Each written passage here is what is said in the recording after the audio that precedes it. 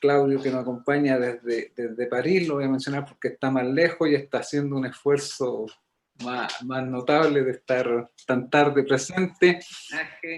También nos acompaña Juanita, que está aquí en su casa, y está haciendo un esfuerzo. Y el musicólogo Juan Pablo González, que nos va a acompañar Juanita. ¿Algo se acopla en su casa? Hay un eco. Ahí parece que sí. Y bueno, estamos en este ciclo que hemos llamado Patrimonio Vivo, que este año lo hemos dedicado especialmente a la música chilena y con especial énfasis en los protagonistas de la música, de las bandas emblemáticas que vienen ya con una trayectoria podríamos decir, los últimos 50 años de la música chilena. Por eso es que lo hemos estado rescatando con este enfoque de patrimonio, ¿ya? Y bueno, voy a hacer una presentación de esta banda para que refresquemos algo de su biografía. Esta banda chilena es formada en la región de Valparaíso por los hermanos Claudio, Eduardo, Gabriel Parra, junto a Mario Mutis y Eduardo Gato Alquinta. Entre ellos van dando forma a un sonido y estética propios en una fusión entre las influencias del rock, la tradición musical ancestral de Latinoamérica y las formas de la música docta. Así se va dando este trayecto que comienza en el año 63 y sigue vigente hasta el tiempo presente, conquistando a distintas generaciones etarias. Antes del cambio de década, del 60 al 70, causa impacto en la banda la publicación del álbum blanco de los Beatles y la decisión del Gato Alquinta de viajar por Sudamérica sintiendo su palpitar colectivo y popular. Vinieron largas sesiones de ensayo y experimentación, sobre todo el disco que hoy día vamos a presentar, tiene como ese registro de experimentación, llegando así a formar un circuito de distintas tocatas en esas décadas, en esos años que se dieron en la ciudad, principalmente de Viña del Mar y de Santiago, hasta llegar a la grabación del disco que hoy homenajeamos y que, como les decía, tiene un reconocimiento en lo que podemos llamar, Juan Pablo tal vez enfatice o no niegue esta hipótesis, de que eso es lo que los coloca en un lugar de pertenencia como banda de rock experimental. En septiembre del 71 salieron las 500 copias del volantín registrado por RCA y editado en forma independiente.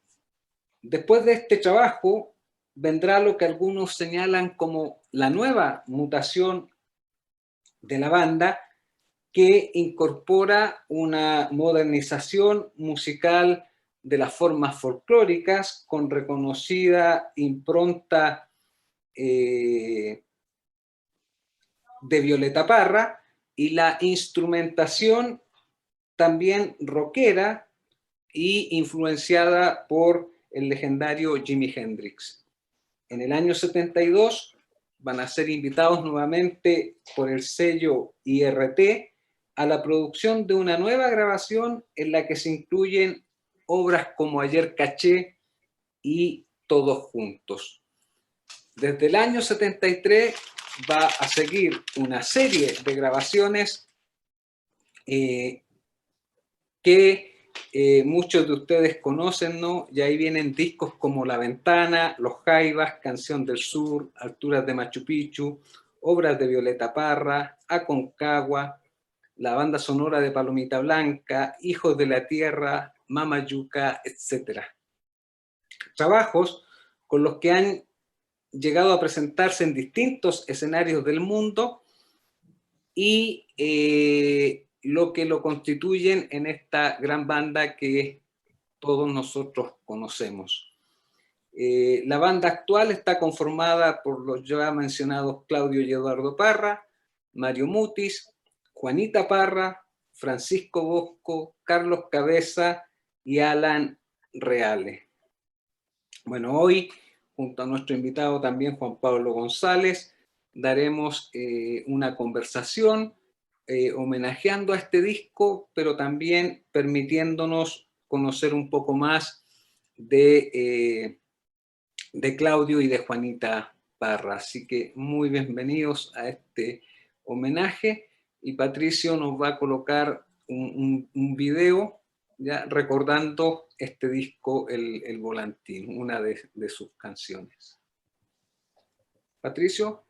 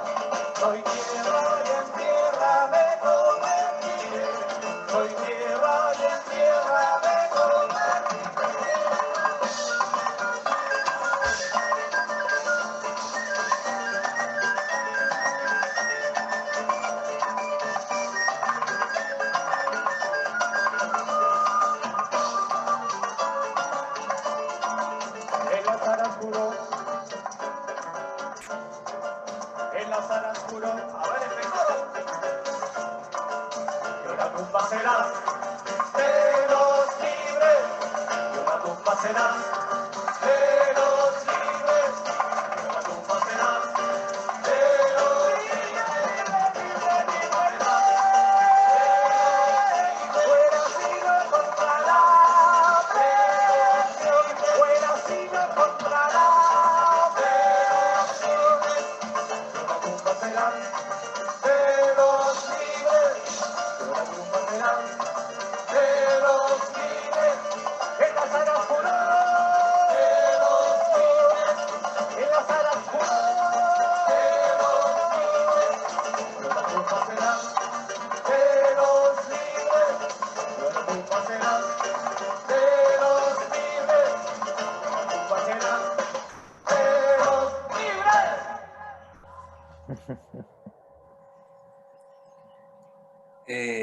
Bueno, los Qué saludo buen aquí recuerdo. de nuevo a los panelistas. Yo cuando la escuchaba ahora para presentarla aquí en el conversatorio, como que le hacía una lectura refundacional para el Chile que estamos viviendo también, como que esta canción se contextualizaba y si fuera más popular podría haber sido también uno de los himnos del estallido, esta canción. Lo es, ¿ah? En los conciertos se genera un ambiente muy, muy potente cuando tocamos este tema. Ajá. Además que es como una fiesta, ¿no? Claro. Justamente, sí, pues. Claro. Una libertad muy alegre. Eso es, sí. Sí. Bueno, yo no sé si entrar ya en materia, porque el disco, hablemos del vinilo, ¿ah? Del vinilo que tiene dos caras. Cada cara tiene su personalidad. ¿Ah? La cara A son improvisaciones libres y la cara B son improvisaciones con parámetros preestablecidos. ¿Ah? Ahora, eso tiene una razón, una explicación por qué pasó eso. Y resulta que nosotros veníamos, bueno, voy a hacer algunas acotaciones con respecto a la historia que tú contaste del grupo, ampliar un poco más la parte, que yo considero que la parte más importante, que es la formación del grupo desde que nos conocimos. ¿Ah? Evidentemente, bueno, tres hermanos nos conocemos de toda la vida, pero Gato y Mario son amigos de infancia, nos conocimos en el liceo, somos en Viña del Mar, fines de los años 50. Viña es una pequeña ciudad nomás, que tiene vida en el verano, que se llena de turistas, pero en el invierno somos los villamarinos, nos conocemos todos vamos al mismo liceo. Y ahí nos conocimos Gabriel se conoció estaba en el mismo curso con Mario y yo estaba en el mismo curso con Gato, en los primeros años del liceo. Así que nace una amistad que nos lleva a formarnos como juntos nosotros vamos aprendiendo, vamos aprendiendo de la vida, vamos aprendiendo, conociendo y formándonos como un grupo. Es decir, yo creo que es una gran diferencia con el caso de otros grupos donde se juntan, supongamos, cinco músicos que tocan distintos instrumentos y dicen, formemos un grupo, yo toco tal cosa, tú tocas esto otro, y se ponen a tocar y encuentran una manera de tocar. En el caso de nosotros, el grupo nace espontáneamente. Nosotros vivíamos como jóvenes, como niños, como adolescentes, jugábamos a muchas cosas y entre esos juegos estaba la música. Y poco a poco fuimos creciendo y fuimos aprendiendo y descubriendo la música. Pero como grupo, es decir, cuando ya empezamos a tocar, nos conocíamos todos, o sea, sabíamos lo que queríamos, lo que estábamos haciendo. Y este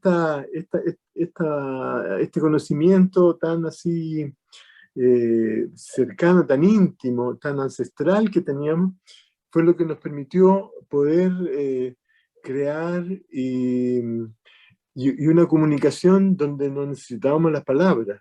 ¿Ah? Cuando empezamos a tocar era porque de repente, bueno, Gato sabía tocar guitarra porque su papá le enseñó a tocar guitarra. Mario aprendió con Gato, yo creo. En la casa de los hermanos Parra había un piano, estudiamos piano, Eduardo y yo estudiamos piano. Gabriel empezó tocando trompeta y después cambió la trompeta por la batería. Y bueno, así se fue dando de una manera totalmente natural. Y de repente, sin darnos cuenta, estábamos arriba de un escenario, del escenario del Teatro Municipal, en una celebración del aniversario del Liceo Guillermo Rivera, el liceo donde todos íbamos a clase. Y nos pidieron que hiciéramos, que formáramos un grupo para tocar en el acto de aniversario, con el Teatro Municipal lleno, pero con los estudiantes, con los apoderados. Y esa es la primera vez que nos subimos a un escenario los 5, pero además de los 5 habían otros músicos más, porque habían otros compañeros más que también tocaban. No sé, en el escenario habíamos 10 o 15 estudiantes que estábamos ahí tocando. Pero para nosotros era la primera vez que los 5 nos subíamos a un escenario. Y ese fue el declic, así que hizo que sintiéramos esa adrenalina de estar arriba del escenario tocando frente a un público. Aunque la actuación misma no fue nada de gloriosa, pero eso no tuvo ninguna importancia. O sea, lo importante fue de que eso de subirse a un escenario, estar ahí, fue lo que nos gatilló el hecho de que decidiéramos formar un grupo que ya venía existiendo de antes, porque antes tocábamos, pero para nosotros, en la intimidad de la casa, en las fiestas nuestras, en las fiestas que hacíamos los fines de semana. Pero esta vez decidimos, nos gustó tanto el hecho de estar arriba del escenario que decidimos formar el grupo. Y ahí, por eso nosotros consideramos que esa fecha, que es el 15 de agosto del año 63, es el día del nacimiento del grupo. ¿Eh? Aunque el grupo ya, como lo repito, ya existía de antes, se puede considerar de que existía de antes. La primera etapa en ese momento nosotros teníamos entre 15 y 19 años y tocábamos para amenizar nuestros propios bailes, entonces por consecuencia tocábamos para amenizar fiestas, y fue esa la primera etapa del grupo, era amenizar fiestas. Y nos transformamos, nos profesionalizamos en eso. Nos transformamos en una de las orquestas más populares y más conocidas de la región, para amenizar fiestas, y nos contrataban para matrimonios, en las fiestas, en las universidades tocamos mucho, en las fiestas. Eso es lo que le dio pie a ese titular que decía: se está imponiendo un conjunto. Claro, eso, claro. Uno de los primeros artículos que salió en los diarios de allá de Valparaíso. Se está imponiendo un nuevo conjunto musical. Y, bueno, pero nosotros seguimos mientras íbamos a tocar a esta fiesta, en la intimidad de la casa, nosotros seguíamos con el mismo espíritu lúdico, justamente, de que venía de la infancia, de la adolescencia, y hacíamos, y esto lo transformábamos en experimentación. Experimentábamos con, bueno, el piano, el primer elemento de experimentación, porque le sacábamos las tapas y le rascábamos las cuerdas, le poníamos cosas adentro. Y esta experimentación, que al principio era un juego, se fue transformando poco a poco en una búsqueda, en algo que adquirió una gran importancia en nosotros, mientras seguíamos yendo a las fiestas a tocar, que eso pasaba los fines de semana nomás, pero durante la semana nosotros en la casa nos juntábamos y hacíamos estas locuras, y poco a poco se fue tomando importancia y fue madurando también, porque también nosotros íbamos creciendo. Varios de nosotros ingresamos a estudios universitarios. Gato y Mario estudiaron arquitectura.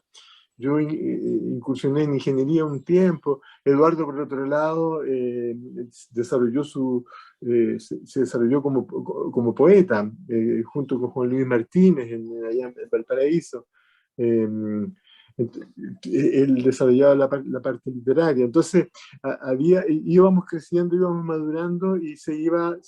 esto que hacíamos en la intimidad de la casa, donde no solamente participábamos nosotros, sino que habían otros amigos más, todos artistas, habían pintores, fotógrafos, cineastas, actores, o sea que después se transformaron en eso, también se estaba gestando en ellos algo. Y de ahí, de repente, viene un movimiento muy importante que es la reforma universitaria del año 68, el mayo del 68 de París, que influyó en todo el mundo, como lo está pasando, como una cosa similar a lo que está pasando hoy. En todas partes, o sea, aquí en Chile el estallido social, pero eso no solamente pasa acá, los chalecos amarillos en Francia y en todas partes del mundo hay movimientos. En ese momento fue el mayo del 68 de París que influenció también a todo el mundo, y acá en Chile justamente fue la Universidad Católica de Valparaíso que inició el movimiento de reforma universitaria. Y el año 69 se cumplía un año de la reforma universitaria. Nosotros ya llevábamos 6 años tocando, amenizando fiestas, pero por otro lado, haciendo este ejercicio experimental que hacíamos en la intimidad de la casa. Y cuando nos invitan a tocar al primer aniversario de la reforma universitaria, a lo que era una fiesta. Nos invitan a tocar como para amenizar la fiesta. Pero resulta que para nosotros el ambiente que había en ese momento era tan especial, era todo creativo. Yo me acuerdo que incluso en la entrada de la universidad pusieron una máscara de Tony como el círculo de águilas humanas y se entraba a la universidad por la boca del payaso, así. Pasaba algo especial ahí que nos hizo cuando nos subimos al escenario, en vez de ponernos a tocar cumbias para que la gente bailara, nos pusimos a improvisar lo que hacíamos en la casa, lo que hacíamos así en la casa como un juego creativo entre nosotros nomás. Lo hicimos delante de toda la gente y fue increíble porque pasó que toda la gente reaccionó de una manera positiva y se integró a esta experimentación. Toda la fiesta se transformó en eso. O sea, nuestra actuación, que tenía que haber sido amenizar la fiesta, se transformó en nuestro primer concierto. Nuestro primer concierto totalmente improvisado. Y de ahí para adelante cambió la historia. De ahí seguimos tocando, improvisando, y hacíamos conciertos improvisados. Y esto pasó el año 69.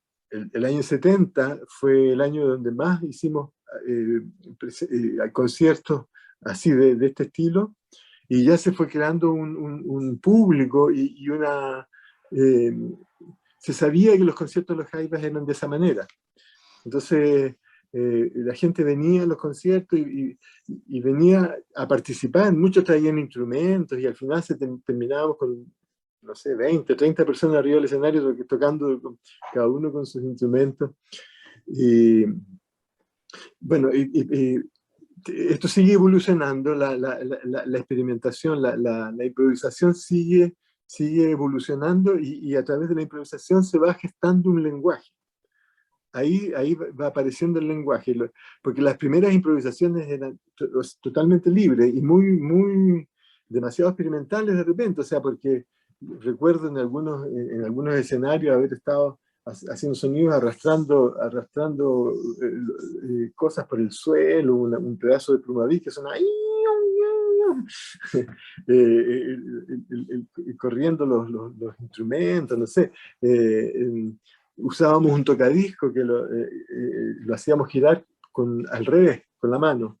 Y este tocadisco lo enchufábamos al amplificador de la guitarra y le poníamos efectos.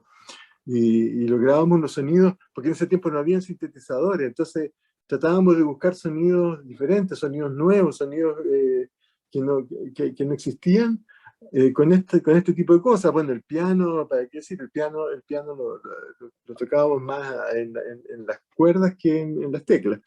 Y en las teclas, bueno, también usábamos las técnicas como de los clusters, de tocar con los puños o con todo el brazo. Introducirle elementos para cambiarle el sonido.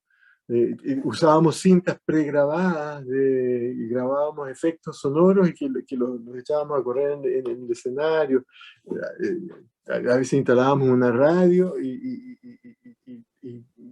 íbamos moviendo el dial y aparecían noticias, música, y todo este conjunto de cosas pasaban en los conciertos, pero después poco a poco fue evolucionando y se fueron definiendo cosas, se fue definiendo un lenguaje, fuimos, bueno, abandonando algunas cosas y otras cosas se fueron quedando ya como establecidas, como que era lo que nosotros nos salía y lo considerábamos propio. Y así se va gestando este lenguaje que va poco a poco va adquiriendo un carácter y una expresión de acá. O sea, el sonido de la tierra va saliendo y del lugar de donde somos. Entonces empiezan a aparecer ya ritmos, porque al principio los ritmos era muy primitivo.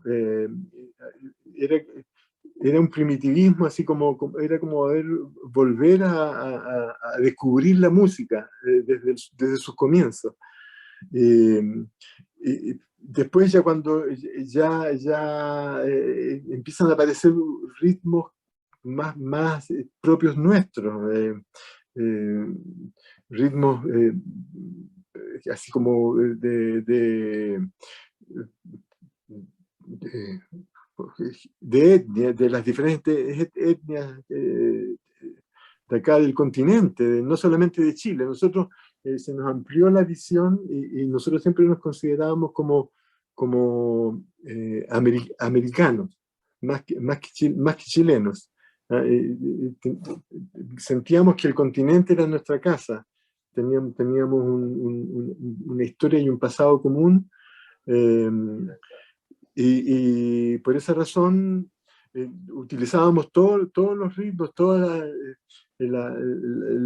una ensoñación más bien del continente, porque no lo conocíamos. Bueno, tú mismo dijiste que Gato hizo un viaje donde él sí pudo conocer, estuvo viviendo hasta en la selva, en Ecuador, en Colombia, y pudo conocer un poco más profundamente eso.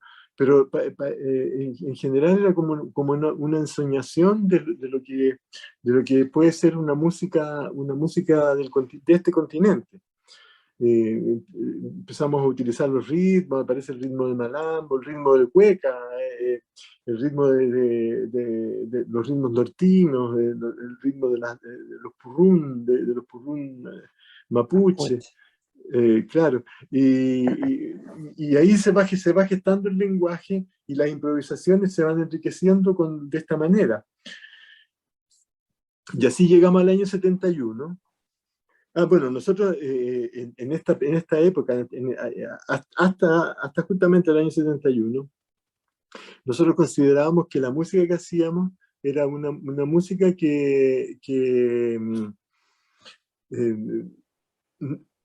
o sea, consideramos que la música en general se hacía de esta manera.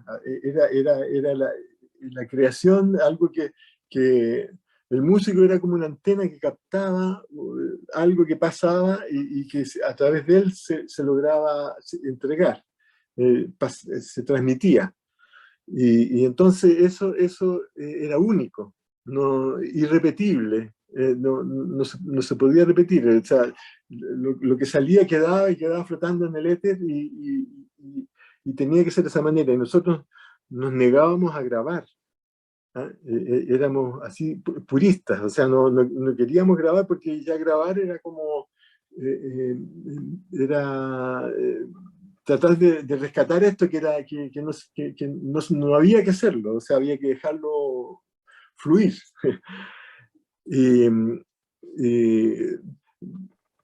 Bueno, llegó el año 71 y cambiamos un poco de parecer porque de repente nos dimos cuenta, dijimos, nos parecía que era todo tan increíble todo esto que nos estaba pasando, y que no iba a quedar ningún documento, no iba a quedar documento de esto que estábamos viviendo. Y ahí fue que decidimos grabar un disco para poder guardar, rescatar toda esta etapa, esta experiencia que estábamos viviendo. Y bueno, averiguamos, ya habíamos grabado ya en el estudio de la RCA en Santiago la música para la película ¿Qué hacer? Una película que hizo Raúl Ruiz con Saúl Landau, se hizo en Chile de un periodo del periodo del asesinato del general Schneider, tenía que ver con ese periodo, ese momento político que se estaba viviendo en Chile. Y nosotros hicimos la música para esa película. Raúl Ruiz nos propuso a nosotros como los músicos chilenos, porque Saúl Landau es norteamericano, era una coproducción chileno-norteamericana. Y Saúl Landau, el director llegó con Country Joe McDonald, como su músico. Llegó acá a Chile con Country Joe McDonald, que era uno de los músicos que tocó en Gusto, con el grupo The Fish, o sea, Country Joe McDonald and The Fish. Y bueno, llegó Country Joe y se dio el encuentro entre toda la gente que estaba trabajando en esta película, y ahí conocimos a Country Joe, y a Country Joe le gustó lo que encontró increíble lo que nosotros hacíamos, algo inédito, y nos propuso grabar, hacer una grabación de lo que nosotros hacíamos. Y él contrató el estudio de la RCA y grabamos una serie de temas de improvisaciones para esta película, que se utilizarían en la película. Y Country Joe se llevó esta cinta con la finalidad también de hacer un disco en Estados Unidos. Y de todo esto no pasó nada. Country Joe nunca hizo el disco. La película se hizo, pero de la música que nosotros hicimos se usaron como, qué sé yo, 15 segundos de uno de los temas. Pero nosotros nos quedamos con esta grabación, o sea, con la experiencia de haber grabado y con esta grabación, que es bastante importante. No sé si ustedes conozcan los discos de la colección de discos de La Vorágine.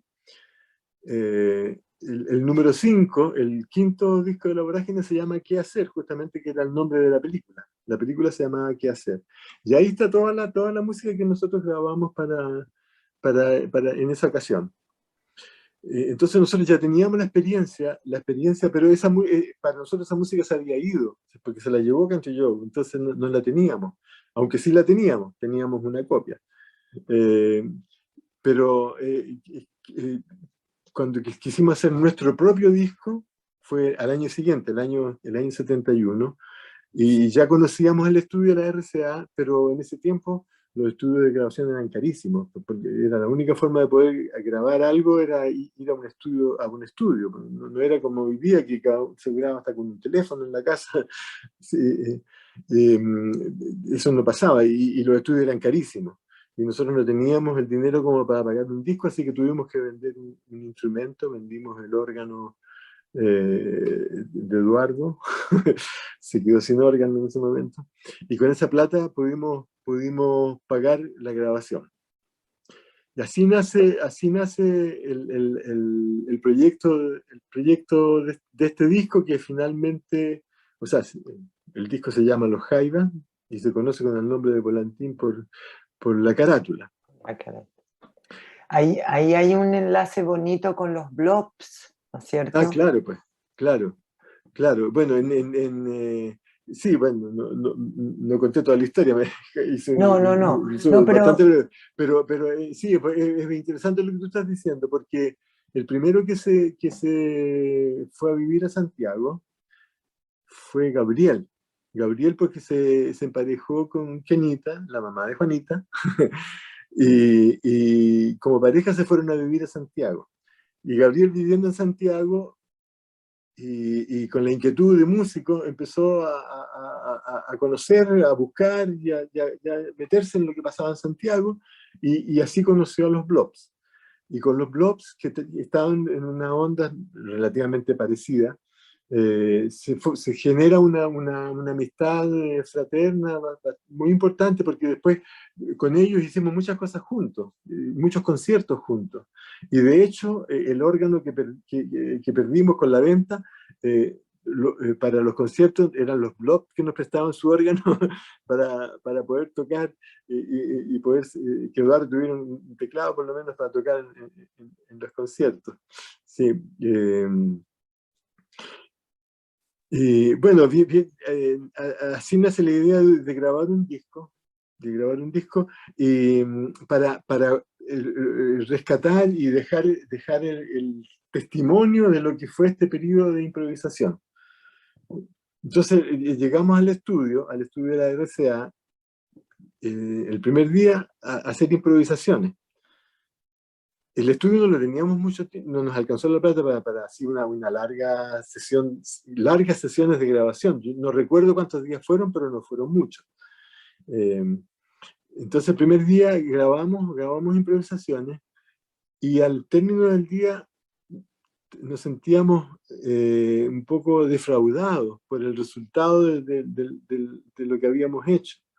No encontrábamos que las improvisaciones no pasaba lo mismo que pasaba en los conciertos. Ahí se junta con como que les daba razón a ustedes mismos cuando decían no tenemos que grabar porque esta música tiene que ser así libre, claro, no se puede retener ni meter adentro un aparato. Como que justamente. decían teníamos razón, no había que meterla. No, pues. Claro. Y cuando quisimos hacerlo pasó eso, o sea, no resultaba. Y después, el segundo día, tampoco quedamos muy conformes. Entonces, para no perder el estudio que teníamos contratado, decidimos grabar, hacer improvisaciones, pero con algunos parámetros definidos. Entonces, la primera que hacemos fue Que la tumba será, el tema que vimos el video hace poco rato. Decidimos un ciclo armónico, ¿ah? Sobre el cual se va dando vuelta, y encima de ese ciclo armónico vamos improvisando, ¿ah?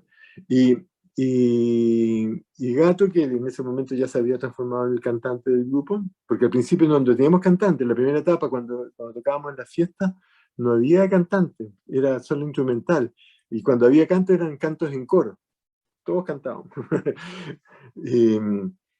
y, y bueno, en Que la tumba será, el tema tiene una historia, tiene una anécdota, que esto pasa en Viña. Una vez que tocamos en el Teatro Municipal de Viña, al día siguiente vamos a buscar los instrumentos que estaban guardados en la parte de atrás del escenario, y ese día había un acto en el Teatro Municipal, un acto, no tengo idea de qué, pero la cosa es que mientras nosotros callados así íbamos a buscar los instrumentos despacito, sin meter bulla, en este acto tocan la canción nacional, tocan el himno nacional, y bueno, nosotros ya con los instrumentos, y en ese tiempo teníamos tumbadoras, bongos, qué sé yo, íbamos saliendo, y justo el coro, porque la tumba será de los libres, y nosotros así nos vamos cantando que la tumba será de los libres, y de ahí nos quedó eso metido con una rítmica, y acompañado así con los tambores.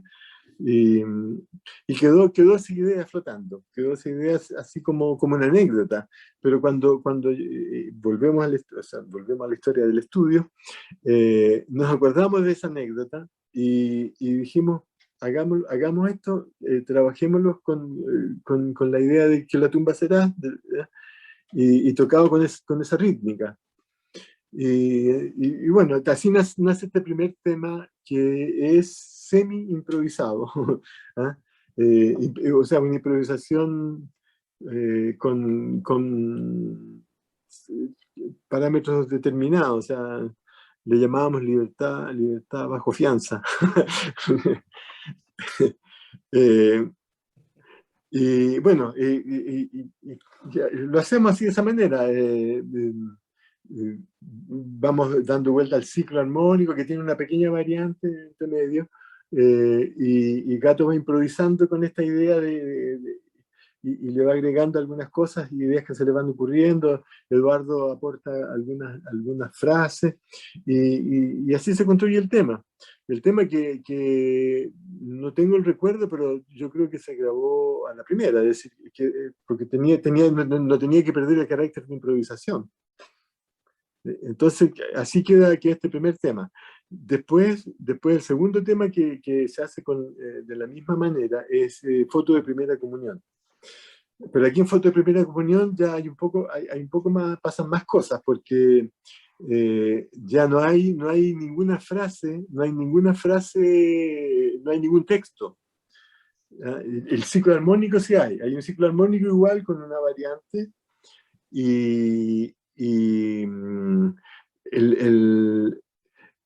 bueno, ahí el sonido del piano, por ejemplo, el sonido con que empieza, que ese que parece como que si fuera un clavecín, algo así, es el piano que le pusimos encima de las cuerdas un pedazo de madera que estaba por ahí botado, lo pusimos encima de las cuerdas y sonaba de esa manera. Y nos gustó eso y lo dejamos. Y en cuanto a la lírica, al texto, solamente está la imagen de una foto de primera comunión, donde en esas fotos típicas donde sale el niño, la niña con un ramo de estas flores clásicas de la primera comunión, y bien vestido, peinadito, con corbata el niño o la niña con un traje muy bonito, al lado de la Virgen. Sí, claro, al lado de la Virgen. Eso, justamente. Entonces, en esa foto se refleja como la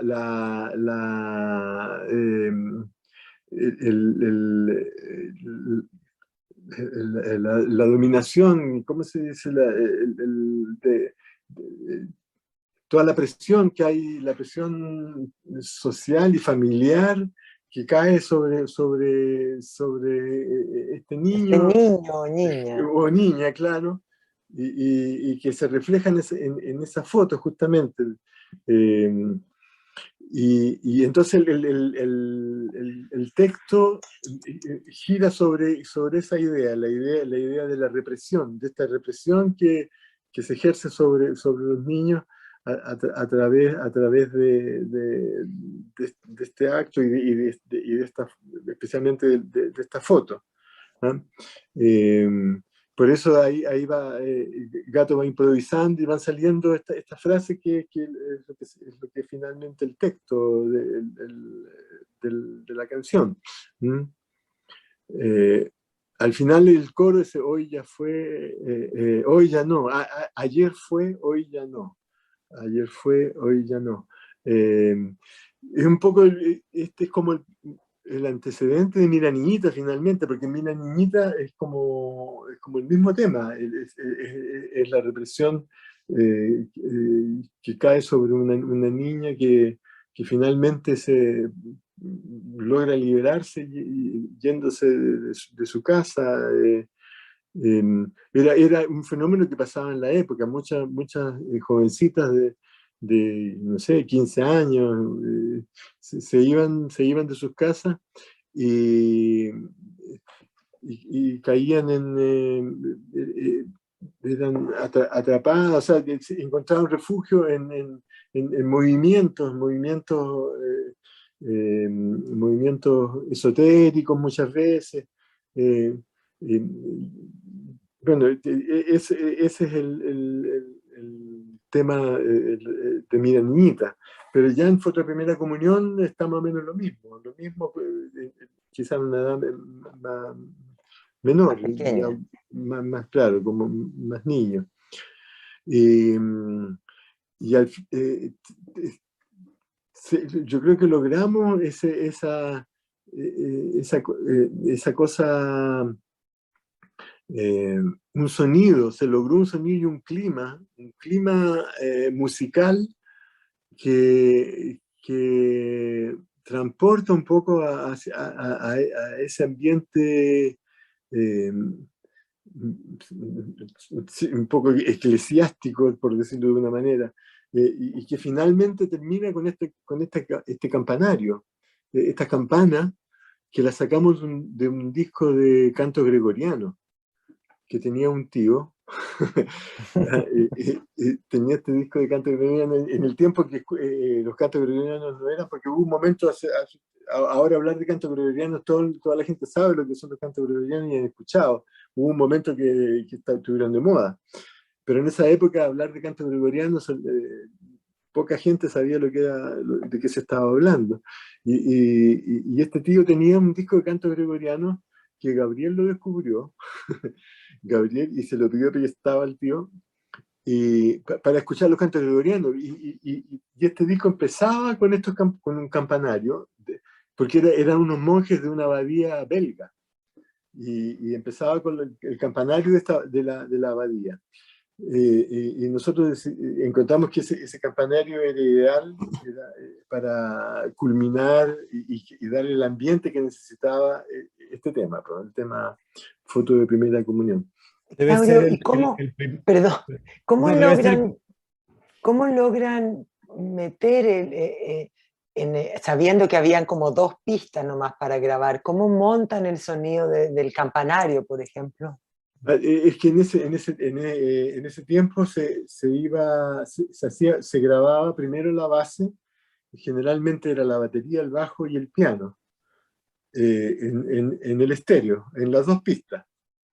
Y los técnicos eran capos en eso, maestros, así, porque tenían que calcular los niveles, porque después eso se copiaba de una cinta a otra cinta, y en el momento de copiarlo se le agregaban micrófonos, se le agregaban otros instrumentos.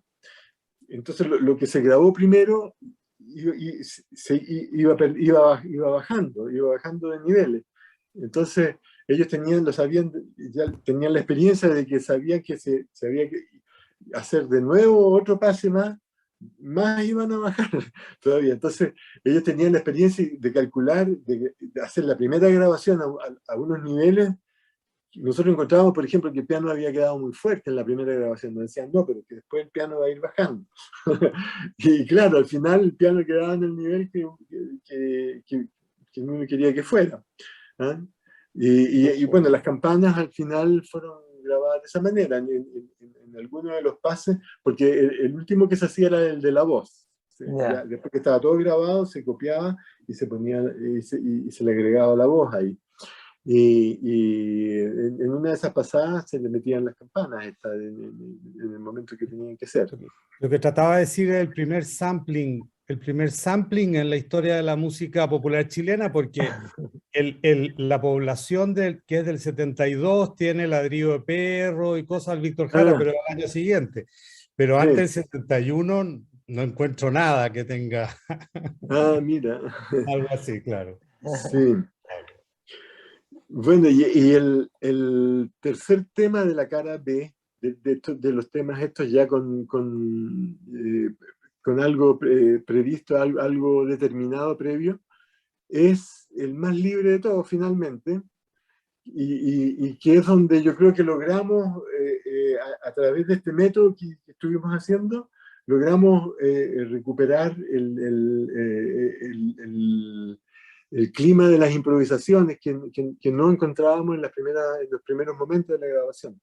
Es que el tema Último Día, que lo único que tiene como de previo es esto del último día nadie se enoja. ¿Ah? Que ¿Era el último día de la grabación? Yo creo que también fue el último día de la grabación. No, si hay una anécdota increíble. Es que último día nadie se enoja es un juego un dicho del colegio, justamente el último día, y le rompen los cuadernos. Todo está permitido. Todo está permitido, claro. Y se rompen las cosas, se pegan, no sé, se hacen bromas pesadas así. último día nadie se enoja, así que de ahí viene el dicho, ese último día nadie se enoja. Entonces, era lo único que teníamos como previo, pero pasó una anécdota increíble. No recuerdo si fue exactamente la noche anterior a la grabación o 2 días antes, hubo un terremoto. Un temblor muy fuerte, en Santiago fue un temblor muy fuerte, y un terremoto, no recuerdo dónde fue, pero hubo esta sacudida, así que cuando nosotros estábamos ensayando en la casa tuya, Juanita, para ahí donde vivían ustedes, en el Parque En Bustamante. Bustamante, ¡ay, En qué Bustamante, genial! claro. Yo Ahí estaba nos juntábamos. escuchando ese ensayo. Claro, estábamos como dándole vueltas a la idea del último día. Es verdad, mi mamá me ha contado la historia de que corrían todos, bajaban por las escaleras y todo. Me contó una vez, pero no que estaban ustedes tocando, pero de que ahí Sí, se había producido un temblor muy fuerte. Qué claro. increíble. Ya, Claro. sigue contando Y bueno, ninguna y de último día, aparte de la frase último día nadie se enoja, que era lo que daba pie para el texto, en lo musical era el ritmo de Malambo. ¿Ah? El ritmo de Malambo era lo otro que iba a dar pie para improvisar.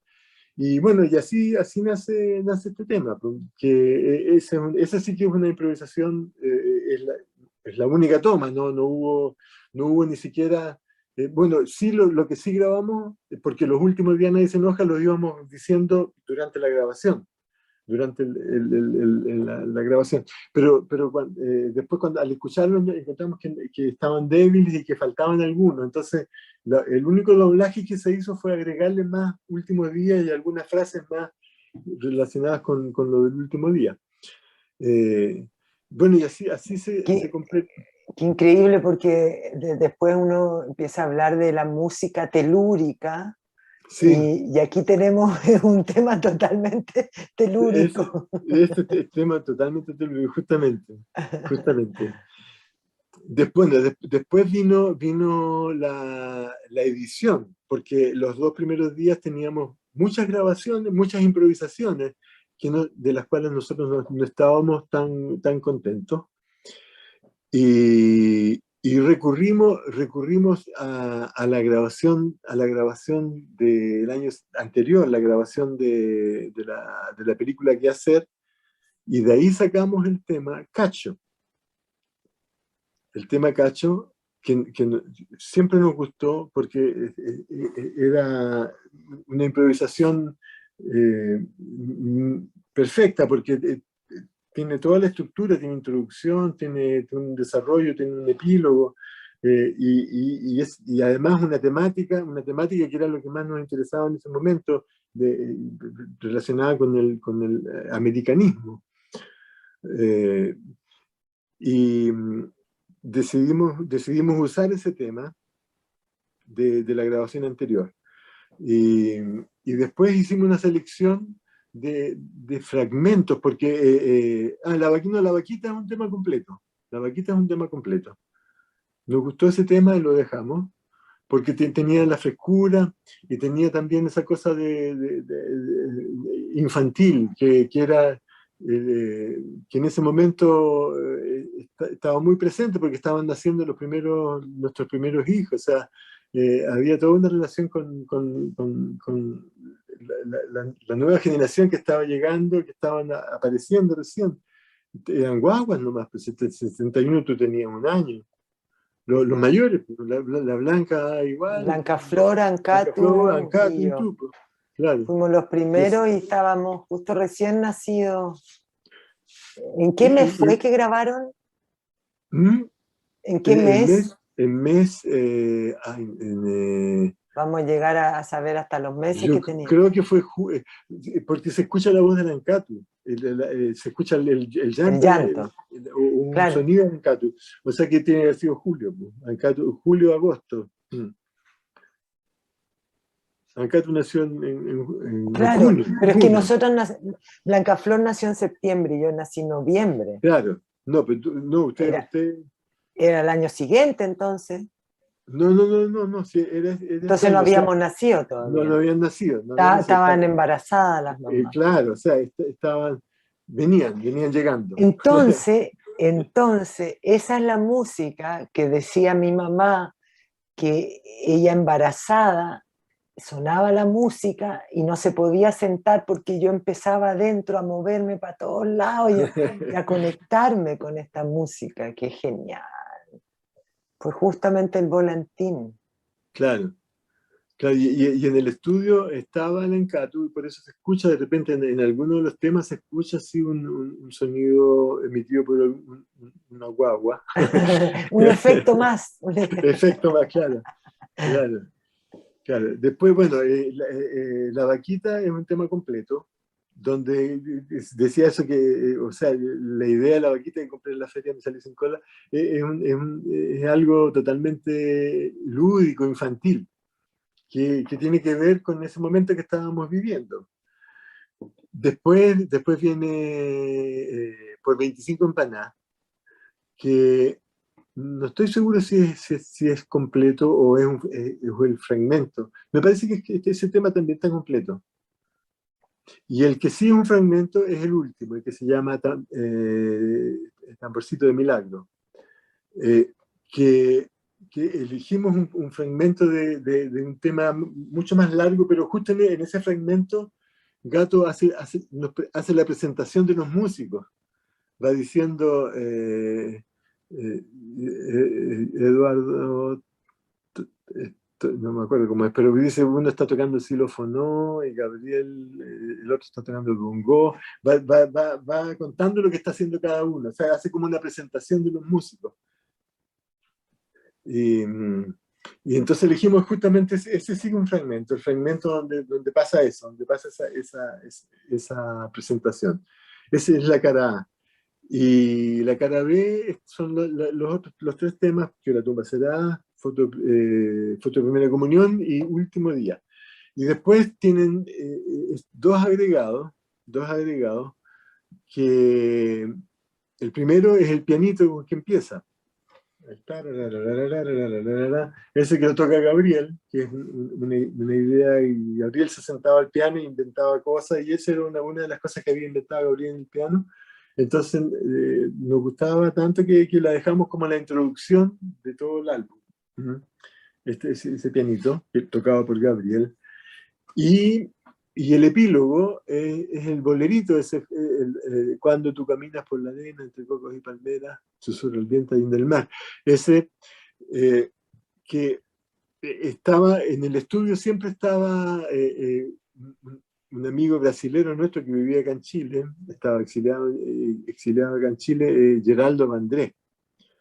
Geraldo Vandré, un gran músico brasilero. Y él venía siempre, éramos muy cercanos, venía él junto con Manduca, pero parece que Manduca todavía no lo conocíamos, lo conocíamos al año siguiente, creo. Pero Geraldo venía al estudio y participaba, seguramente de haber tocado más de alguna cosa por ahí entre medio. Y entonces hicimos ese bolerito, que era como una idea que surgió espontáneamente. Y Geraldo canta ahí, canta Geraldo con Gato y con Mario, y surge así, también medio improvisado, y la letra la inventamos ahí sobre la marcha. Es una letra de creación colectiva, porque cada uno le puso alguna frase que fue saliendo. Y ese es el epílogo del disco, y así termina el disco. Y bueno, había que hacerle una carátula. La carátula se la encargamos a un amigo estudiante, en ese tiempo era estudiante, yo no sé si se había recibido ya de arquitecto,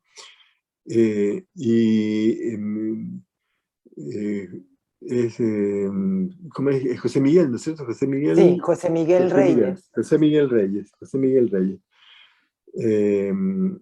A él se le ocurre la idea del volantín, de que sea un volantín y la casita, y el afiche que lleva adentro, la casa, la casita con las fotos, la casita la dibuja Eduardo con Verónica. Ellos hacen esa casita. Y Eduardo, en la nube, en el humo de la chimenea que sale, Eduardo escribe a mano, así, manuscrita nomás, la ficha técnica del álbum. Ahí cuenta, este álbum fue grabado aquí con tal, y participaron y tal. Y Francisco Rivera, un amigo fotógrafo de la época de la experimentación en Viña, era uno de los tantos que venía a la casa y con quienes y creábamos. Él se transformó finalmente en fotógrafo, un gran fotógrafo, y él nos sacó esas fotos, las fotos de los retratos de cada uno, que van puestos en las ventanas de la casa, y donde cada uno dice lo que tocó. ¿No? Y así, bueno, así se completó el álbum con la carátula. Y bueno, hay otra anécdota que nos alcanzó para hacer fabricar 500 copias del disco, 500 vinilos, pero mandamos a hacer 1000 carátulas. Y sobraron 500 carátulas que las dejamos en la casa donde vivía Geraldo Vandrés. Pero Geraldo después se fue, se cambió de casa, no sé qué cosa. La cosa es que de esas 500 carátulas nunca se supo más, nada más. No tenemos idea de lo que pasó con esas 500 carátulas. Existieron solamente estos 500 ejemplares del álbum, que son los que se conocen y circulan por ahí. El álbum se llamó Los Jaivas simplemente, y el volantín se le bautizó como volantín naturalmente, porque era el volantín, pues. Era un volantín, al tomarlo uno veía que era un volantín. Esa es la historia. Bueno, ahora entiendo que cuando me vendieron el disco no me estafaron, yo compré la carátula, ¿no? ¿Verdad? ¿Tú eres uno de los que tiene una carátula? No.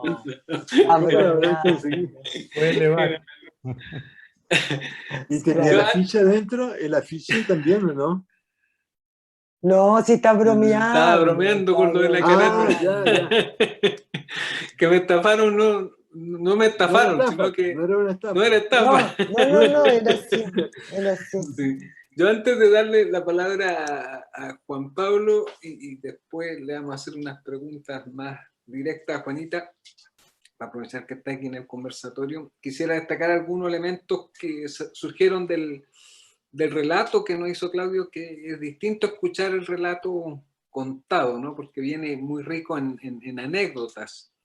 Y bueno, señalaste muchas cosas que tienen que ver con Chile, por ejemplo, esa época de que Viña era un balneario, decía, que era la ciudad balneario, ¿no? Y también señalabas tú que en los 60 era una época que 60-70, que había como una efervescencia creativa que les permitía a ustedes experimentar. Y eso tenía que ver con un contexto político, cultural y social chileno, cuando nos contabas de esta entrada a la Universidad Católica de Valparaíso, que todo ya era creativo desde el inicio, no solo la ejecución, la interpretación musical de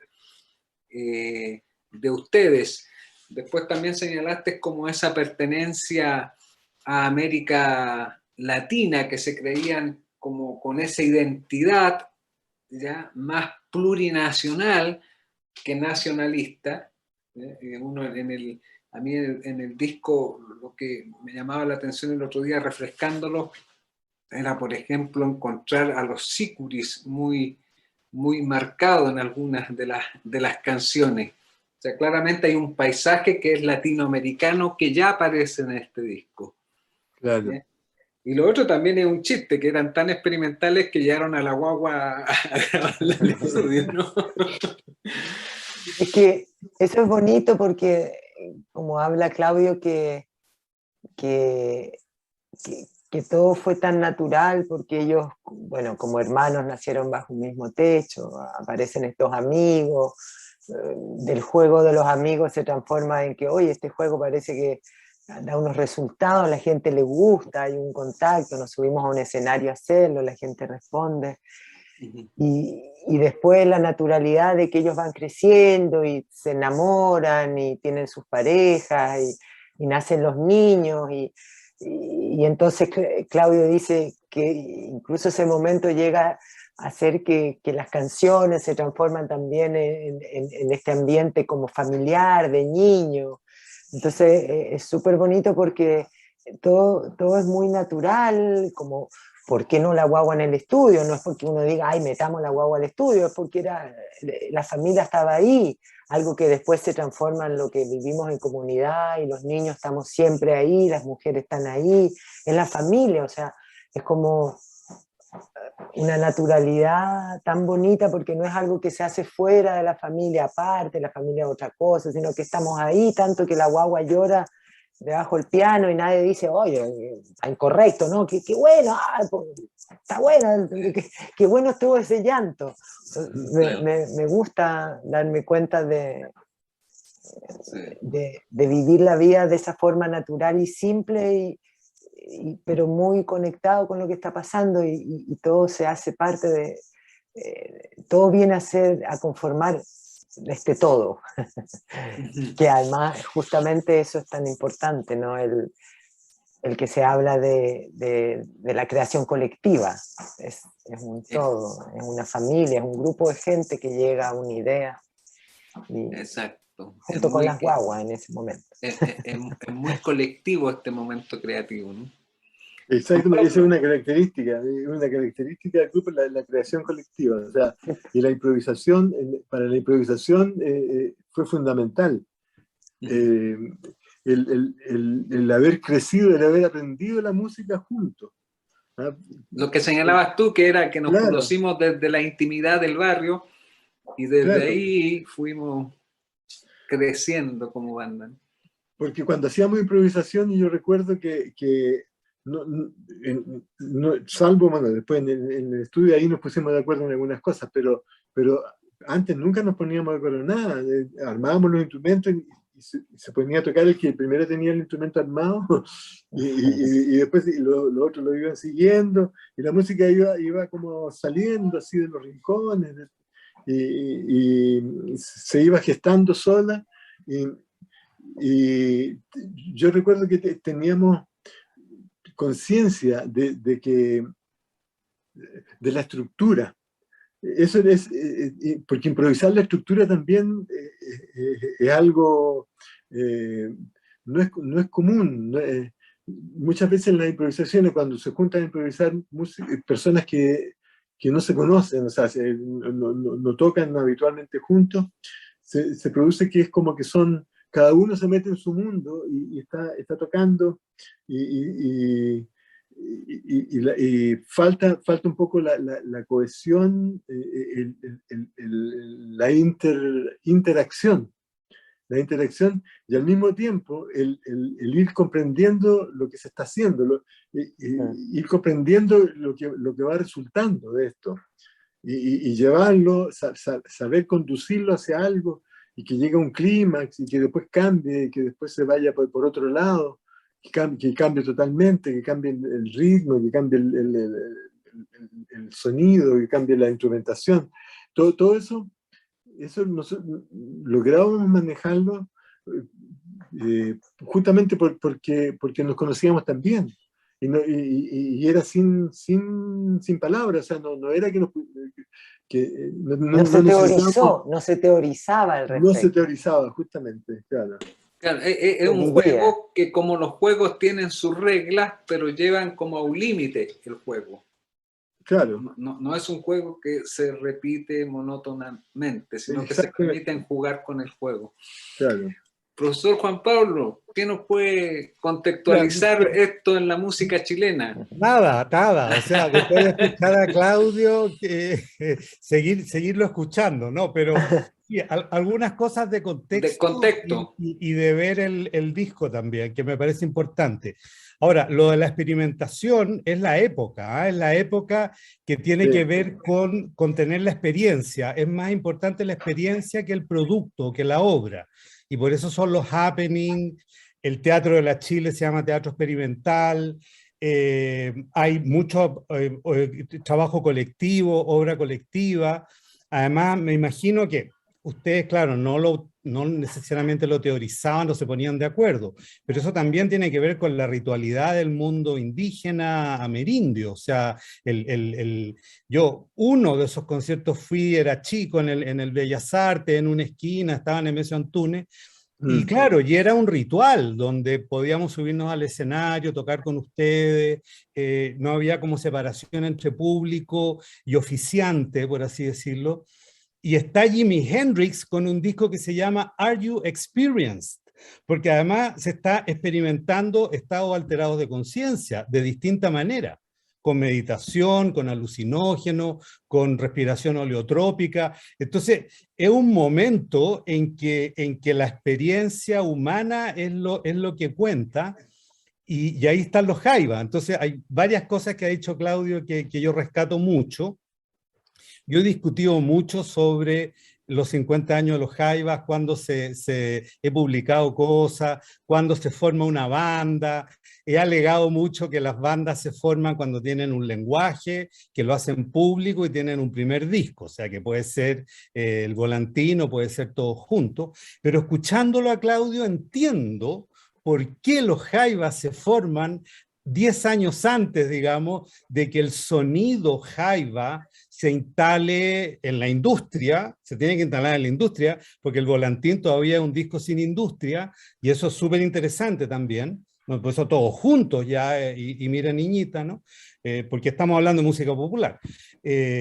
Y entonces, y ahí entiendo, perfecto, o sea, son los hermanos, son los amigos del barrio, en el colegio, y hay una como organicidad y una ola, digamos, que los está formando y que los lleva hasta donde están ahora, digamos.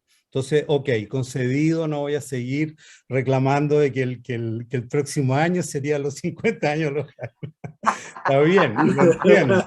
Pero han nacido varias veces, son varios nacimientos. Pero está bueno, está Y por eso lo interesante que dice haya gente Claudio. que cuestione eso y diga, no, eso no es el primer año. Claro, porque en general las bandas celebran su primer disco porque ahí es cuando tienen sonido. Y hay algo súper importante del volantín, y tú lo dijiste muy bien, Claudio, que tú tienes un lado A del vinilo que es improvisación, lo explicaste súper bien.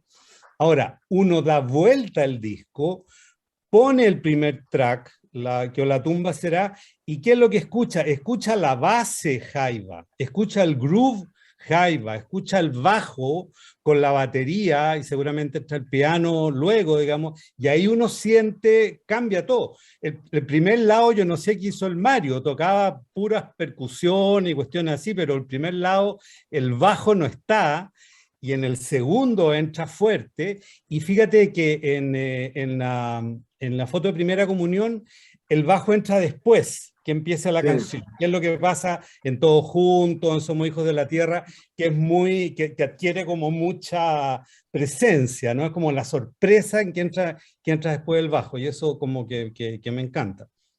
Yo creo que ahí hay algo que efectivamente tú das vuelta al disco y después te vas a seguir encontrando con la improvisación, en las introducciones, en los finales. Siempre está, digamos, eso, ¿no? Pero claro, ahí viene la canción. Y nosotros como público queremos canciones. Porque claro, podemos participar de la improvisación, subirnos al escenario, irnos en la volada, y eso está, pero queremos canciones, y eso es lo que nos da los jaivas. Y los jaivas nos empiezan a dar canciones con todo ese background que tienen, que eso es lo bonito, digamos, a partir de que la tumba será, que es como una deconstrucción de los emblemas patrios, que tenía que ver con lo que decía Alex ahora, que es tan increíble lo que está pasando, que hay una constitución en que tienen que decir los constituyentes que no le van a cambiar el nombre al país, que no van a cambiar la bandera. Imagínate el nivel de cuestionamiento en que estamos, ¿ya? Y eso ustedes lo tienen ahí, porque es como una deconstrucción. Y ojo que cuando dicen la sangre roja del araucano, que es como la imaginería escolar que uno tiene que ver con el lado A, con los improperios que le tiran a los españoles. Claro. El tema eran los españoles. Y el año 71, mientras ustedes están sacando este disco, viene el disco de las canciones reencontradas en París de La Violeta, donde está Arauco tiene una pena, y donde en uno de las cuartetas La Violeta dice: hoy son los propios chilenos los que les quitan su pan. Pero en ese momento el problema mapuche, claro, se decía araucano en ese tiempo, eran los españoles, que lo agarran a putear en la primera parte del disco, digamos, el gato.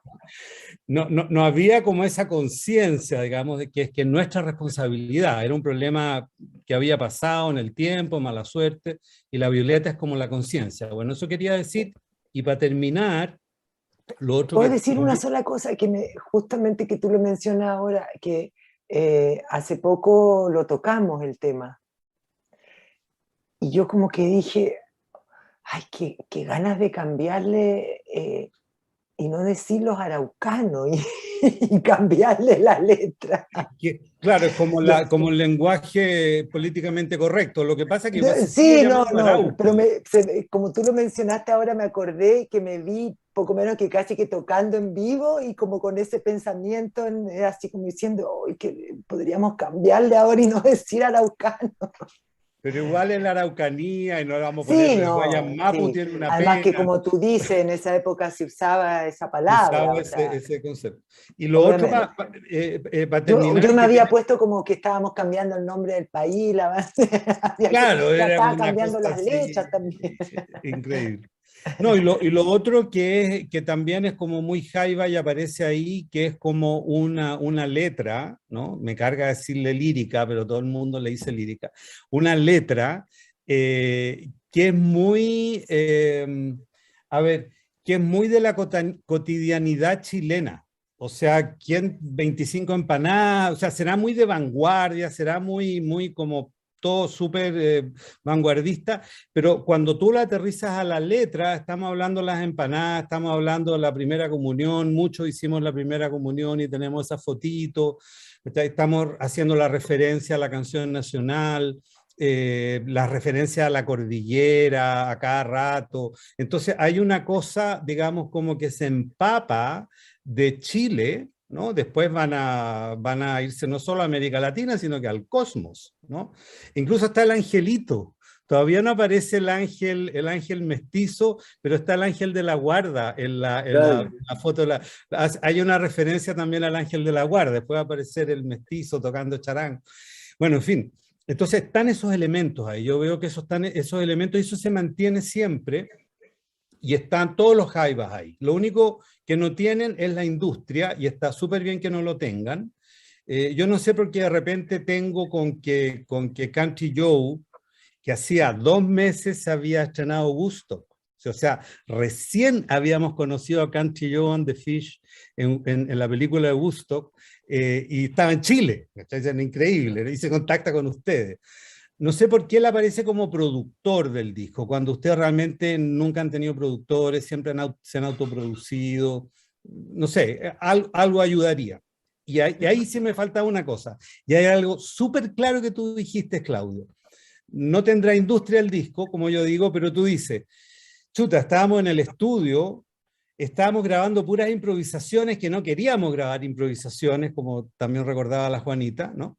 Entonces, tenemos que hacer alguna canción, como que el estudio los combina y les dice, oye, yo soy el estudio, y en el estudio se graban canciones, y ustedes tienen que empezar a hacer canciones para transformarse en los jaivas. Vamos, y ustedes escuchan al estudio y graban.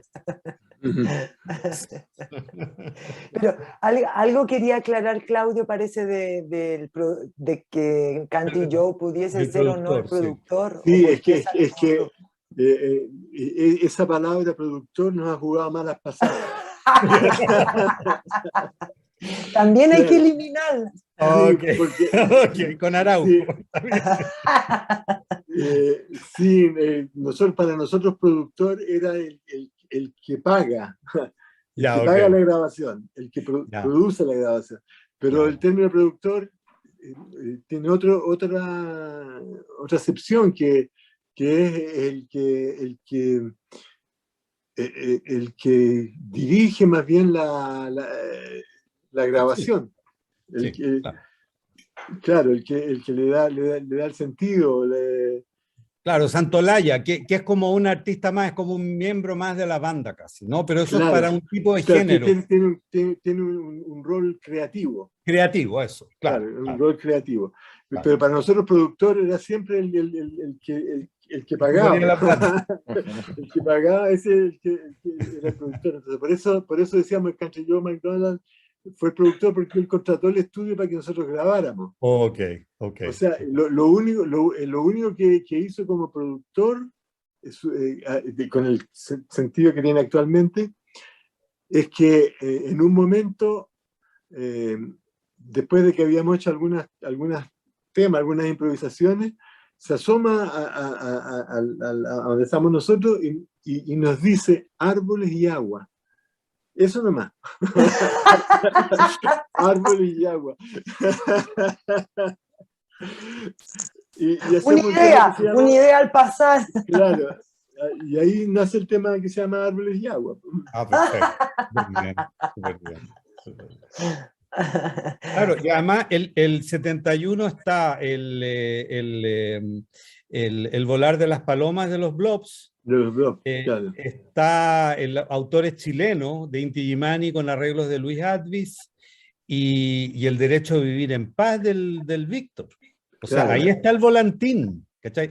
Todo eso son bandas ya como instaladas, con sellos, súper instaladas, y ahí chiquitito el volantín chupete aparece entre medio, digamos, no sé cuánto se notó, pero era fundamental, era fundamental.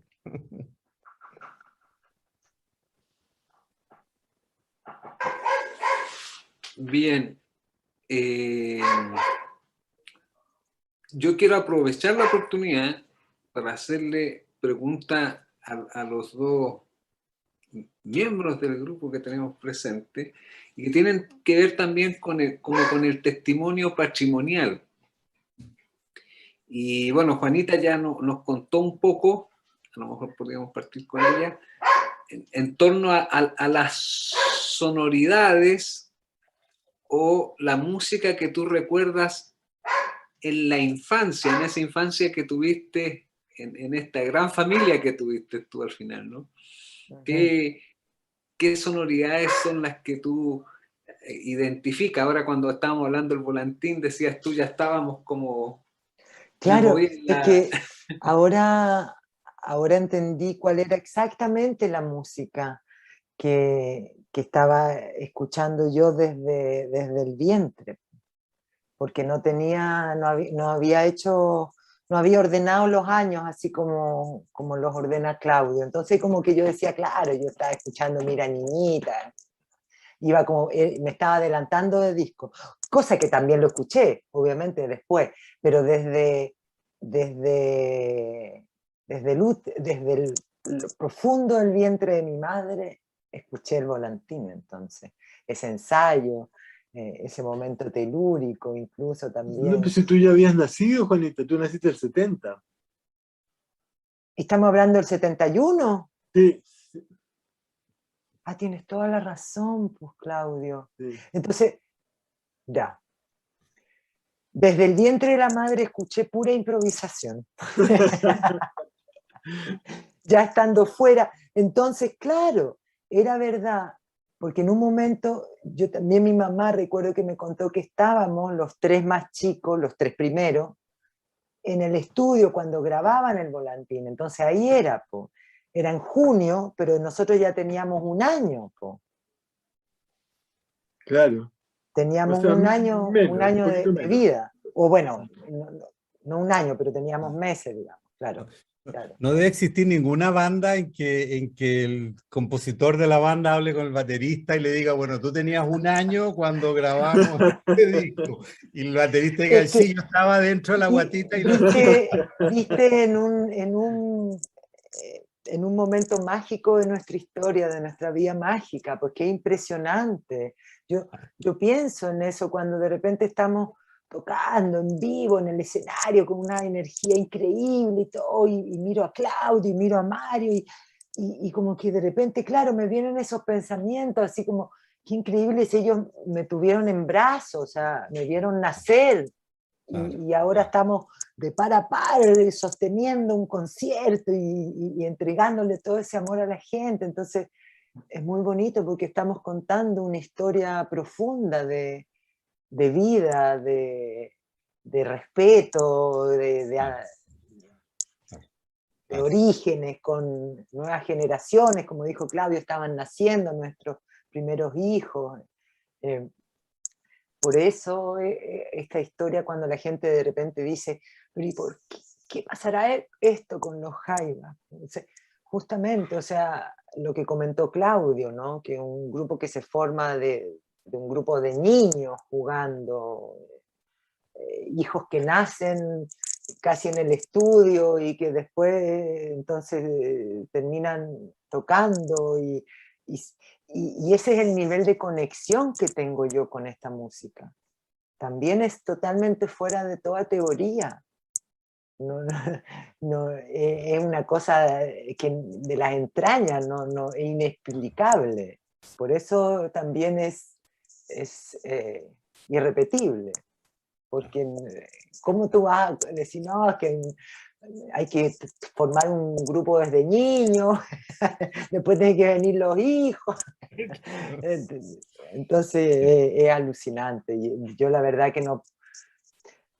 También me conecto con ciertas teorías esotéricas que dicen que uno elige a sus padres, ¿no?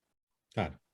Y viene sabiendo lo que le va a tocar, lo que viene. Entonces, ahora estoy totalmente convencida de esa teoría y el por qué yo elegí venir acá, a eso que estaba pasando. O sea, ¿cómo no iba a estar ahí en esa historia? O sea, de todas maneras. Ahí tenía que venir. Bueno, Juanita sin duda nació en un entorno musical muy rico, pero aprovechando a Claudio también y conocer un poco más de la persona más íntima. Claudio, yo no sé si tú esto lo has contado en alguna entrevista, pero son 3 hermanos que se dedican a la música, que comparten estos juegos musicales. ¿Cómo era el ambiente musical en tu hogar?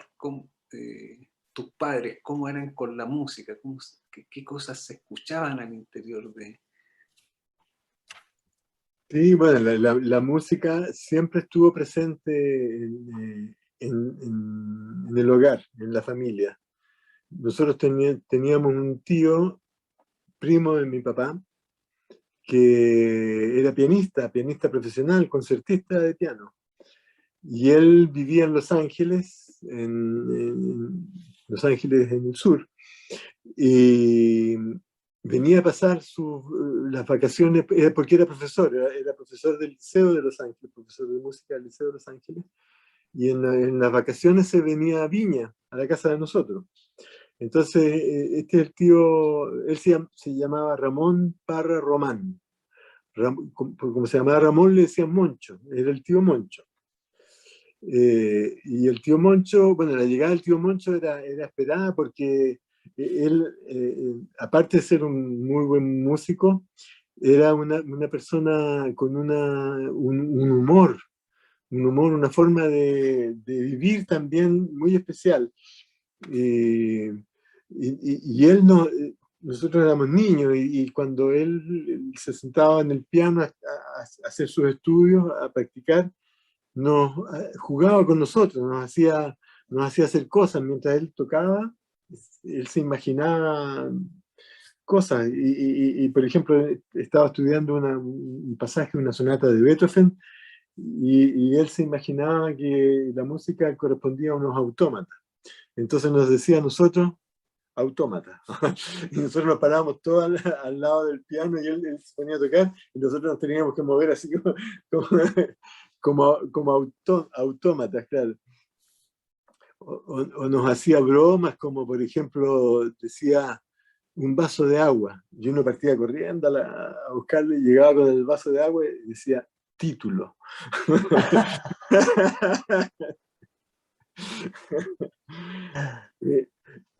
Y bueno, era genial, así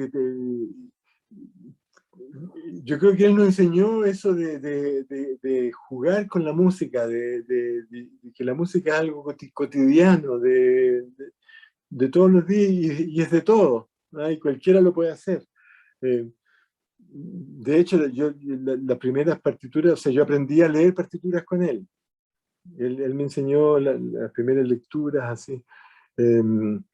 Mi padre, él tocaba el piano, era pianista aficionado y tocaba música, le gustaban mucho las comedias musicales, las comedias musicales norteamericanas, ¿ah?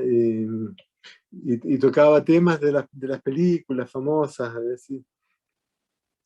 Bueno, por el lado de mi madre, su hermana gemela, la hermana gemela de mi mamá, ella se preocupó mucho de nosotros, de descubrir así los talentos, los posibles talentos. Y fue ella la que nos puso, por ejemplo, profesora de piano. Nos puso la profesora de piano la primera profesora de piano que tuvimos con Eduardo. Los dos estudiábamos piano. Venía una profesora particular a la casa que nos hacía clases. La primera lección la estuvimos gracias a ella. Y se escuchaba, y bueno, es que una cosa importante es la radio. La radio, en esa época no existía la televisión, ¿ah?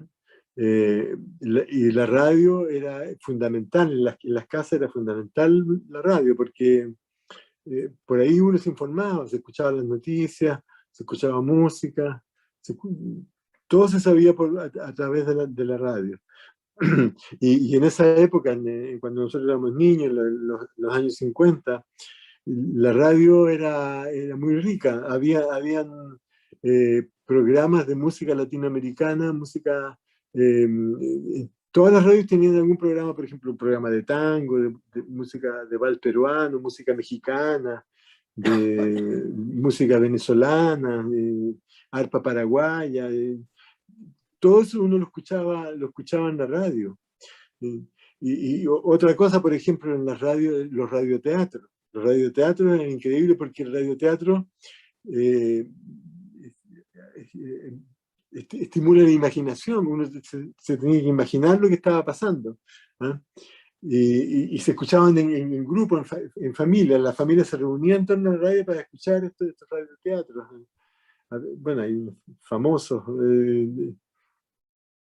de esa época. Entonces la música estaba presente por todos lados, ¿no? Y uno crecía en un ambiente, yo creo que todo, o sea, en todas las casas debe haber pasado más o menos lo mismo. Todo el mundo escuchaba la radio y se escuchaba todo tipo de música, ¿no? Además hay algo, o sea, los músicos llevan la música adentro. O sea, claro. Mi maestro en el Cirilo Vila, que tú lo debes haber conocido, claro. Cirilo Vila en su casa no tenía ni para escuchar un cassette. O sea, tú querías que Cirilo escuchara algo y era imposible, ¿no? Era imposible. Entonces, por un lado es, claro, la influencia que hay afuera, pero si es músico, la música la tiene adentro y él se conecta con su propia musicalidad y eso ustedes lo fueron descubriendo, ¿no? Sí, sí. Claro. Claro.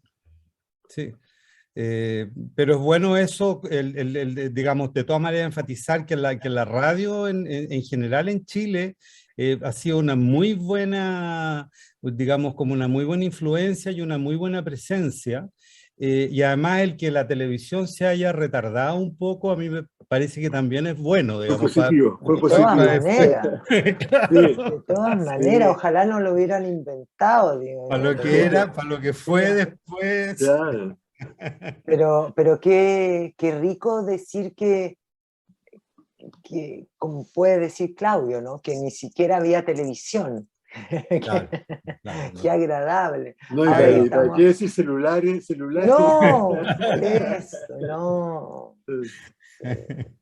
Decían unos Oye, viejos vecinos míos, la radio es el mejor invento porque uno puede estar jugando a los naipes y está escuchando. En cambio, en la tele uno claro, no puede hacer esas dos cosas a la vez. justamente, sí. Está Oye, bien. Juan Pablo, Sí. bueno, yo no sabía que tú eras alumno de Cirilo Vila. Yo estudié piano con la misma profesora que estudió Cirilo, la señora Cristina Herrera. La Cristina Herrera, ya, Sí, sí, sí, sí, sí, bien, nada menos, sí, mm, sí, sí, sí. Claro, porque después tú entraste al conservatorio, si yo los sí, veía en el conservatorio de ustedes, sí, entraste entraste a la carrera de piano sí, a la carrera de principal, piano. claro, Sí, ya, ya. claro, porque yo hice estudios particulares con la señora Cristina Ah, perfecto, y di los primeros, toda la etapa básica la hice como alumno libre, libre. Y después libre. entraste a la etapa Y superior. después entré a la etapa superior, siempre con la señora Cristina. Ya, bien. Sí. Porque paralelamente estaba la escuela vespertina, donde iba el Loro Salinas, la Ah, Isabel Paz. claro. Esa era otra cosa, era Era otro otra mundo. cosa, claro. Claro, Claro. usted pues, estaba ahí metido ya ahí adentro. Perfecto. Súper bien. Claro, yo fui Sí. compañero también de Fernando Cortés. De Fernando Cortés, por supuesto. Porque Fernando originario de Quilpué. Mira, Estudiamos allá los estudios que uno hacía allá en teoría y solfeo, armonía, todo eso lo hicimos junto con Fernando. ¿cómo lo resolvías? Porque todos los profesores de piano quieren que sus alumnos sean concertistas de piano clásico, no que Claro. toquen los jaivas. ¿Cómo lo hacías? No, es que, o sea, la señora Cristina sabía, sí, conocía, Ah, evidentemente sabía ya. Que rompían el piano.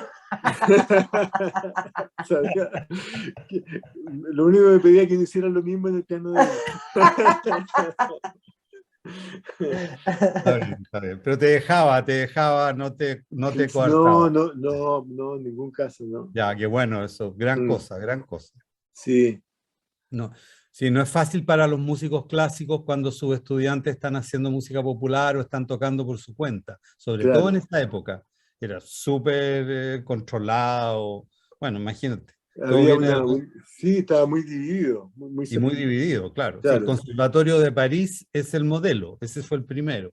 Y todo, imagínate la rigurosidad claro. de la música clásica, así que impresionante, ¿no? Notable, notable. Sí. Y bueno, y quiero aprovechar de hacerle una pregunta a Juanita como para cerrar el conversatorio. Antes de cerrar, sí les voy a leer algunos mensajes que les dejaron, que nos han mandado para que darles conocimiento. Pero yo ahora para la entrevista estuve leyendo las biografías y eso, lo mínimo, digamos, que se puede hacer para poder entrevistar. Y veía que antes de que Juanita asuma, digamos, también como una música en escena, ella ya lleva un recorrido no solo familiar con los jaivas, sino que también trabajando en la escena, pero no desde el escenario, sino que por ahí se declara, por ejemplo, una formación como Técnico, como de iluminadora. iluminadora, ¿no? Pero en algún momento llega el momento en que te toca a ti el desafío o la decisión de convertirte en una música y al tiro a un gran escenario. ¿Cómo va sucediendo esa decisión tuya? Si nos puedes testimoniar un poco eso. Pero tú dices antes de la muerte de mi papá o después.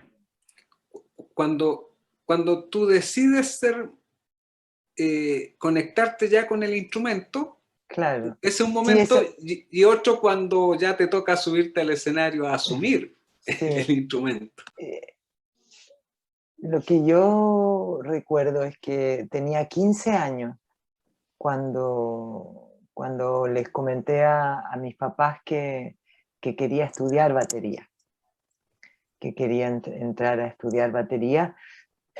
Yo había empezado a tocar batería a los 13 años. A los 13 años me atreví a jugar un poco más con la batería en la sala de ensayo, con la batería de Gabriel, obviamente, ¿no?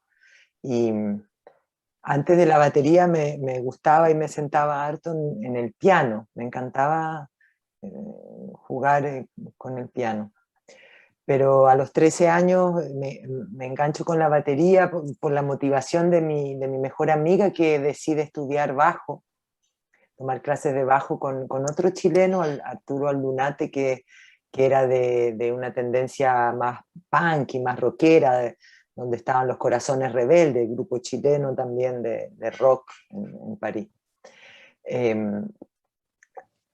Y a los 15 años pido la posibilidad de tener clases de batería, que lo digo pido, o sea, una conversación familiar, porque involucraba que mis papás pagaran por un estudio, no era ir a un colegio público de música.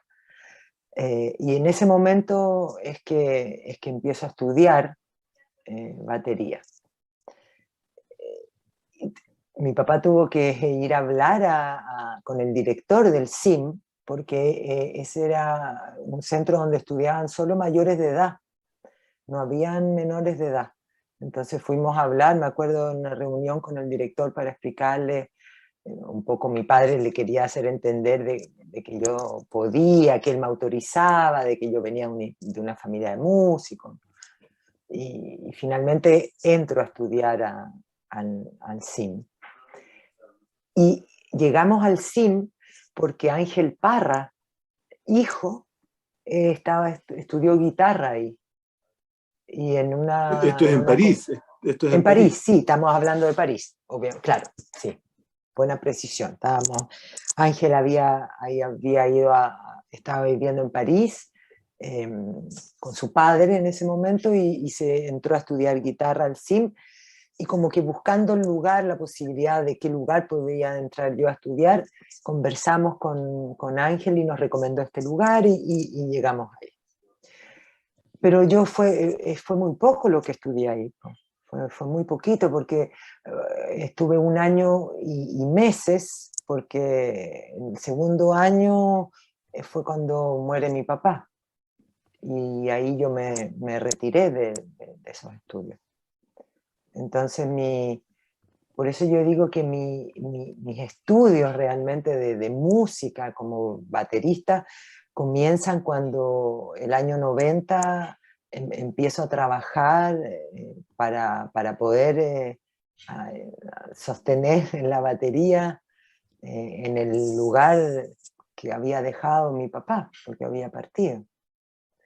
Ahí fue cuando yo siento que realmente mi estudio como baterista comienza.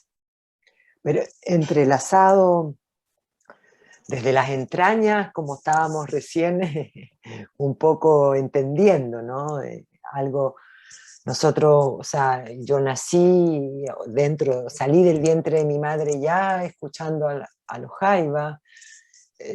Los Jaivas siguieron sonando a mi lado porque siempre estábamos en los conciertos.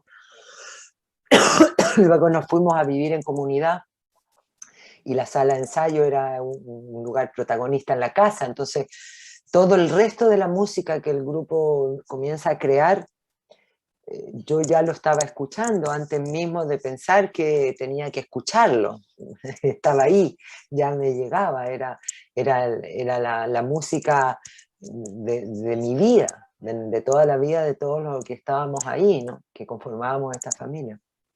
Entonces, cuando yo empiezo a tener que aprenderme la música, había una parte de mi cerebro que decía, no, esto yo ya lo sé, esto yo ya sé cómo es, yo sé para dónde va, yo sé lo que va a venir, que era muy, muy increíble. Pero era cómo adquiero esa técnica para hacer algo que yo ya tenía dentro sin haberlo teorizado. Otro momento tan bonito y tan mágico. Y ahí viene esa historia que recién mencionamos, o sea, fundadores que habían vivido toda esta historia y que ahora tenían a esta niña que habían visto nacer, que habían visto crecer, que ahora estaba ahí sentada con los ojos y los oídos diciendo, a ver, ¿cómo tengo que hacer? ¿Qué me van a enseñar? Ahora, ¿cómo lo hacemos? ¿No? Y fue muy bonito porque también tuvo una fluidez parecida a esa conexión sin necesidad de teorizar. Yo sigo sintiendo que mi conexión es más emocional con todo este mundo de la música. Y porque también una cosa mágica que yo siento que también Gabriel está presente, él logra hacerse presente. Y eso es súper bonito porque finalmente seguimos estando todos conectados. Esta forma como decía Claudio, de que la música viene, esta cosa está, uno se conecta y uno finalmente el que permite que esto salga y vaya para afuera. Pero va más allá del ser capaz, porque siempre, y no tengo pudor en decirlo, siempre está la posibilidad, hubiese estado la posibilidad de que llegara un baterista con 25 años de carrera, que viniera con un conocimiento, ¿me entiendes? Pero se buscó un camino que iba desde la parte de ese hilo que no se ve, que nos conectaba. No podía ser de otra manera, no, porque si no, no habría sido lo que ha sido hasta ahora. Y eso es lo que yo creo que también la gente entiende, es capaz de captar, sin necesidad de que uno se lo cuente, y por eso se conecta con esto también. Eso es muy bonito, y por eso yo también con esta teoría de que uno elige a dónde viene, yo como que nunca he dudado ni me he cuestionado eso, entonces me ha permitido desarrollarme con una tranquilidad y una soltura muy, muy profunda y cósmica a la vez, como desde el fondo de la tierra hasta el universo. A mí me sorprende siempre esto de entrevistar a los músicos, porque mi formación es la filosofía, y cuando trato de comprender la música, uno ve la música como un sistema y entiende al músico como que se forma también en ese ejercicio de comprender el sistema musical. Sin embargo, en los músicos hay una cosa espiritual muy relevante, que es lo que termina incidiendo en la creación, como que es lo que termina determinando ese gesto o nicho creativo. Ese aspecto espiritual que tú señalas, me parece que en muchos músicos está muy desarrollada esa dimensión humana. Claro, y en mi caso he buscado desarrollarla mucho porque me permite conectarme con Gabriel. Entonces, esa conexión espiritual, justamente como que no puedo no tenerla, ¿me entiendes? La he buscado, la he querido, porque también siento que es bonito que él esté con nosotros. Sí. No sé si Claudio quiere decir algo al respecto, o ya les leo los saludos y nos vamos a descansar. Yo creo que ya hemos dicho hartas cosas. Sí. Sí. Sí. Sí. Les leo los saludos de algunos asistentes, porque algunos deben ser amigos de ustedes. Mi primo. Hernán Casés, por ahí se comentó mucho sobre la vorágine. Eric Jara, Rodrigo Andrea Aguirre deja saludos, también Vicente Usamaki, Claudio, qué lindos recuerdos. Matías Ponce, Claudio, ¿esta experimentación sonora tuvo alguna inspiración de alguna banda extranjera? Deja la pregunta. No, o sea, no directamente. Lo que pasa es que siempre yo creo que hay una confusión. Se piensa que puede haber influencias, que puede haber, no sé, pero lo que pasa es una cosa generacional, lo que decía Juan Pablo, porque que es una época donde pasaba eso en todas partes. ¿Ah? Sin las redes sociales, ¿ah? Sin las redes sociales, claro. Eran las espirituales. Las espirituales funcionaban. Yo insisto, claro, esa es la conexión que tenemos que tener. Camilo Rebeco desde Viña del Mar también deja un saludo. Rommel Ríos desde Lolol manda un saludo. Bien. Otro comenta que lo que hemos escuchado hoy día es un pedazo de historia. Qué buenas conversaciones. Valeria Bustos de la Junta de Vecinos El Progreso dice: muchas gracias por acercar la cultura a los barrios. Han Schuster, qué maravilla. Sonia Francisca, saludos desde Maule, la provincia está muy presente hoy día, parece. Eduardo Ibarra, creo que no es pariente mío. Hermosa emisión, muchas lindas historias de nuestra niñez, con una banda musical de fondo que nos otorgaron los Jaivas. Él escribe desde Canadá.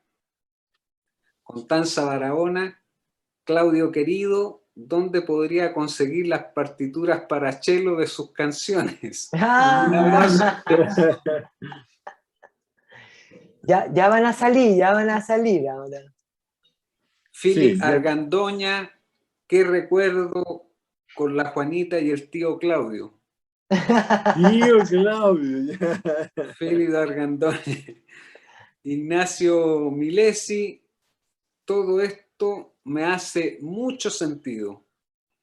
Y por último, Rodrigo Cárcamo, un colega filósofo, un abrazo desde Coquimbo.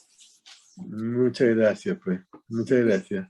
Esta forma virtual nos permitió hoy día llegar a varios lugares. Así se ve, pues claro. Qué bueno, pues. Bien, yo agradezco entonces la generosidad que han tenido Claudio, sobre todo que está trasnochando, porque hoy día está desde París, a Juanita por haber también amenizado y contarnos parte de su vida más personal, y por cierto siempre a Juan Pablo González por estar tan atento a lo que sucede con la música chilena. Él es uno de nuestros grandes especialistas en la música popular chilena, y le agradezco a Patricio que está ahí en los controles y soporte, que es de la Fundación Casa de los 10. Así es que les doy las buenas noches y muchas gracias por la generosidad que han tenido de estar en este conversatorio. Gracias. Muchas gracias, pues. Gracias a ustedes. Hasta luego. Los que se conectaron. Sí, muchas gracias. Gracias por permitirnos contar la historia. No, qué maravilla escucharlo. Gracias, Alex, por la iniciativa, además. Y a la Casa de los 10, que lo hace posible. Por supuesto. Bueno, exactamente. Gracias. Buenas noches, Claudio, que descanses. Muchas gracias. Buenas noches. Chao, buenas noches. Chao, Que estén muy bien. buenas noches. Gracias. Buenas noches.